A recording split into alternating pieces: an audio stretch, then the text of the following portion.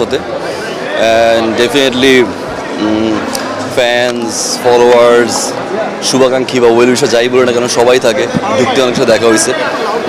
মানে অ্যাক্টর হিসাবে আমার ভেতরের যে সত্তাটা ওটাকে আরেকটু বেশি এক্সপ্যান্ড করতে চাই। র্যাঙ্কিং আমি করব না, ওই ক্ষমতা আমার নেই, কিন্তু অবশ্যই সবার আগে তো সাকিব খান আছে। একটু সোজাসাপটা মানুষ, সোজাসাপটা কথা বলে ফেলি, মানে লুকিয়ে টুকিয়ে কথা বলতে আমার খুব ঝামেলা হয়, যার কারণে আমি একদম স্পিকটি নট যেটাকে বলে একদম চুপটি করে রয়েছে আর কি, কিছুই বলছি না। আর সাকিব তো অলরাউন্ডার।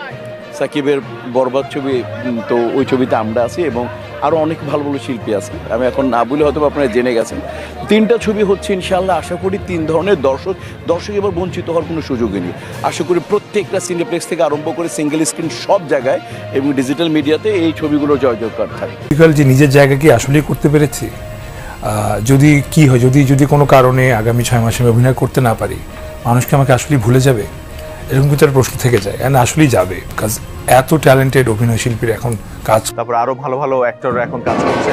শরীফুল রাজ খুব ভালো করছে, he is a very good actor. আমার তার কাজ খুব ভালো লাগে, তার অ্যাক্টিং খুব পছন্দ আমার। এরকম আরো অনেকেই কাজ করছে।